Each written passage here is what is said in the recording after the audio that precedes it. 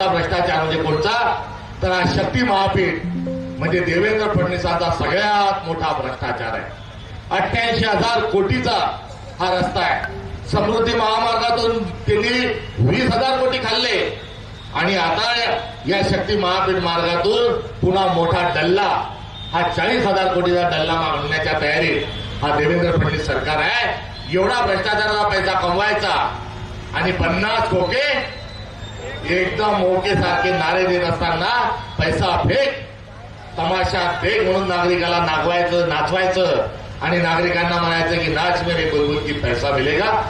काय खून कारस्थान चाललंय, काय चाललंय हिंगोली जिल्ह्यात। हिंगोली जिल्ह्यात भ्रष्टाचार कसा आहे, रेतीचा भ्रष्टाचार, वरलीचा भ्रष्टाचार, गुटख्याचा भ्रष्टाचार आणि हे करणारे कोण तो गली गली में शोर है।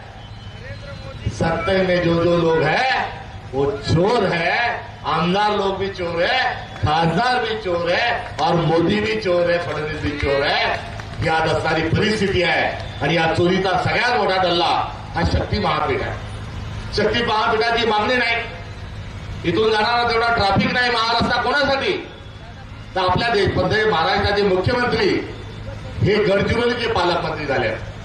वास्तविक पाहता मुख्यमंत्र्यांनी पालकमंत्री राहू नये अशा प्रकारचे संकेत आहेत। मात्र हे पालकमंत्री राहिले गडचिरोलीचे आणि तिथल्या आदिवासींच्या हक्कावर गडा आणत असताना जंगलाची कत्तल करत आहेत आणि त्या ठिकाणी जमिनीतलं जे खनिज आहे, आयर्न ऑर जे लोखंड जे आहे, जे जगातलं उत्तम लोखंडापैकी एक आहे, त्याचं उत्खनन सुरू केलेलं आहे आणि तिथून लोखंड काढायचंय, ट्रकमध्ये भरायचंय आणि शक्ती महापीठाने समुद्रापर्यंत बंदरापर्यंत पाठवायचं आहे। ईस्ट इंडिया कंपनी नावाची एक कंपनी आली होती, भारतातला कच्चा माल विदेशात पाठवायची, विदेशाचा पक्का माल भारतात आणायची।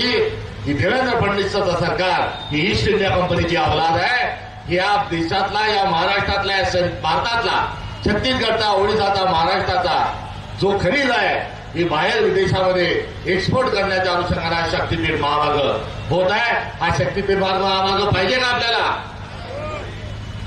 हा शक्तीपीठ महामार्ग आम्हाला नको, हा अमेरिकन ट्रेड डील आम्हाला नको, ही फसव कर्जमाफी आम्हाला नको।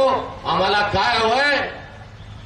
आम्हाला स्वामीनाथन आयोगाची अंमलबजावणी हवी आहे, आम्हाला शेतमालाला भाव हवे, आम्हाला डिझेलमध्ये, पेट्रोलमध्ये, खतामध्ये, बी बियाण्यांमध्ये आम्हाला सवलती त्यामध्ये आम्हाला हव्या आहेत, आम्हाला संपूर्ण कर्जमाफी पण हवी आहे, आम्हाला रोजगार हवा आहे, आम्हाला महिलांची सुरक्षा हवी आहे, आम्हाला इमानदारी हवी आहे।